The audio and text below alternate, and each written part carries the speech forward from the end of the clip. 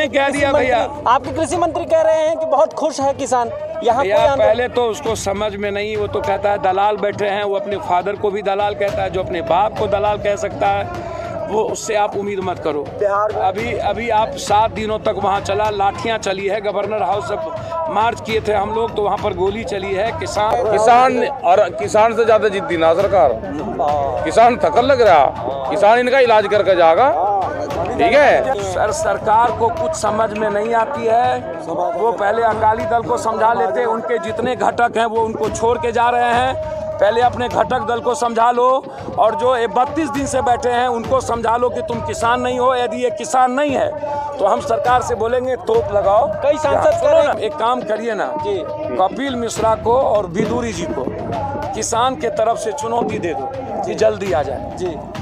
उसको औकात का पता चल जाएगा, वो एनआरसी ना समझे इसको औकात का पता चल जाएगा कि राकेश टिकैत और हर किसान किसकी नाम है। एक बार कपिल मिश्रा को और रागिनी तिवारी, अब मैं नाम नहीं लूंगा इस सब का, दिन में कुछ चाहिए, किसानों की ज़मीन पर राइट चाहिए।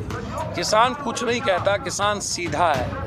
किसान का कहना है कि हमें हर तरह की आज़ादी, हर बाज़ार में जाने की आज़ादी, आप कुछ मत करो, आप एमएसपी को ही करना चाहते हो तो उसका आप कानून बना दो, मैं जहाँ जाऊँ उस कानून के तहत अपने फसल को बेचूँ। दूसरी एक बात बहुत गौर से समझने की ज़रूरत है, गेहूं और धान के अलावे एमएसपी मुझको लगता है किसी चीज़ों पर लागू नहीं है, इसको समझिए। यदि मैं सब्जी पैदा करता हूँ तो वहाँ एमएसपी खत्म हो जाती है। किसान के मेरा सीधा है कि किसान जितने फसल को उपजाती है एमएसपी उस पर लागू होनी चाहिए, चाहे वो गोभी उपजाता हो, आलू उपजाता हो, गन्ना उपजाता हो, चाहे वो मक्का उपजाता हो, चाहे वो मखान उपजाता हो। एक सवाल अब ये सरकार को समझ, आप बिहार से आते हैं, वहाँ कोई आंदोलन नहीं हो रहा। किसने कह दिया भैया? आपके कृषि मंत्री कह रहे हैं कि बहुत खुश है किसान यहाँ। पहले तो उसको समझ में नहीं, वो तो कहता है दलाल बैठे हैं, वो अपने फादर को भी दलाल कहता है, जो अपने बाप को दलाल कह सकता है वो उससे आप उम्मीद मत करो। अभी आप 7 दिनों तक वहाँ चला, लाठियाँ चली है, गवर्नर हाउस से मार्च किए थे हम लोग तो वहाँ पर गोली चली है। किसान, पहले आप इसको समझिए कि हिंदुस्तान में 85% बटेदार सीमांत किसान और दहाड़ी मजदूर है। बिहार में 92.3% सीमांत किसान बटेदार है, वहाँ किसान कम है। बिचौलिया खेत में ही उनकी अनाज खरीद लेता है और वो कमाने बाहर चले जाते हैं।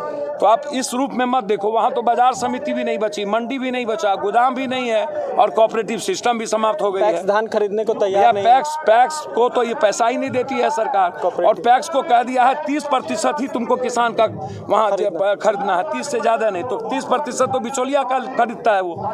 तो ये आवाज़ आप किस बिहार पे मत जाइए। नील खेती की आंदोलन कहाँ से हुई थी, कोने से हुई थी? जेपी ने एक मोमेंट कहाँ से शुरुआत किया था, जब उत्तर पश्चिम, पंजाब, हरियाणा, राजस्थान के किसानों ने पूरी दुनिया को आकर्षित किया है। आज भारत का हर मंत्री कृषि मंत्री है जी, और हर मंत्री ट्वीट करता है कृषि के लिए। तो ये तो इनकी जीत हो गई और इन्होंने भारत के किसानों को आवाज़ दे दी।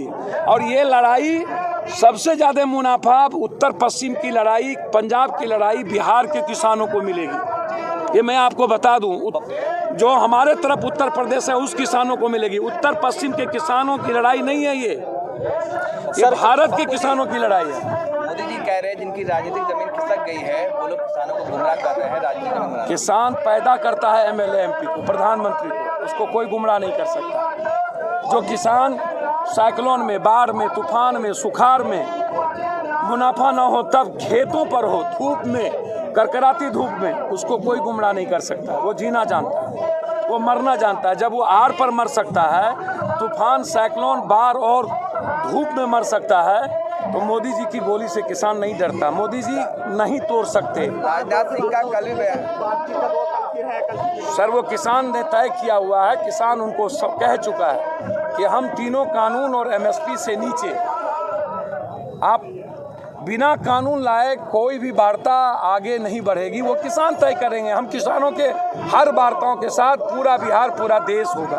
किसान का लीडर जो आज बैठे हुए हैं 28-32 हमारे जो अलग अलग संगठन के लीडर हैं, हमारे यहाँ राकेश टिकैत साहब से लेके यहाँ कई संगठन के लोग हैं। सबसे बड़ी संगठन जो हमारे उत्तर पश्चिम के जो है किसान यूनियन, और उसके बाद जो है उसके बाद पंजाब और हरियाणा के जितने अलग अलग हैं, वो जो तय करेगा भारत के किसान उसके साथ। क्या सरकार कहती है कि मात्र पंजाब के किसान यहाँ बैठे हैं और जगह के किसान ही नहीं है? सर, सरकार को कुछ समझ में नहीं आती है। वो पहले अकाली दल को समझा लेते, उनके जितने घटक हैं वो उनको छोड़ के जा रहे हैं। पहले अपने घटक दल को समझा लो, और जो 32 दिन से बैठे हैं उनको समझा लो कि तुम किसान नहीं हो। यदि ये किसान नहीं है तो हम सरकार से बोलेंगे तोप लगाओ। कई सांसद कह रहे हैं कि ठलुआ हैं जिनको कोई काम नहीं है, आंदोलन में आ जाए। रमेश बिधूड़ी है, कपिल मिश्रा ने कहा कि रास्ता खाली करोगे या 2 दिन में आके खाली रमेश कराएं। बिधूड़ी टाइप के लोग जो, कौन बोला खाली करोगे खाली कराएं? कपिल मिश्रा है। देखो एक काम करिए ना जी, कपिल मिश्रा को और बिधूड़ी जी को किसान के तरफ से चुनौती दे दो कि जल्दी आ जाए जी। उसको औकात का पता चल जाएगा, वो एनआरसी ना समझे इसको औकात का पता चल जाएगा कि राकेश टिकैत और हर किसान किसकी नाम है। एक बार कपिल मिश्रा को और रागिनी तिवारी, अब मैं नाम नहीं लूंगा इस सब का, दिन में कुछ रात में कुछ, बड़ों के बाप कनियों के बाप, चित भी मेरी पट भी मेरी, ये लोग क्या क्या कुकर्म करते हैं इन लोगों के बारे में मत बताओ। और कपिल मिश्रा का न सर न बथान, जिसका जुबान एक उसका बाप एक है, जिसका जुबान 2 उसका बाप 2। अब मत एक सवाल आपने जो गोड़ा लाठी सरकार को दे रखी है, आप लगातार कहते हैं सरकार का दम नहीं फूल रहा।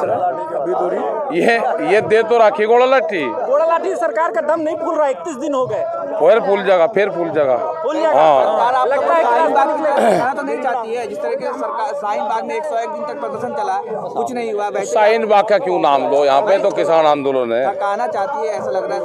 किसान क्या थकान लग रहा है? किसान और किसान से ज्यादा जिद्दी ना सरकार।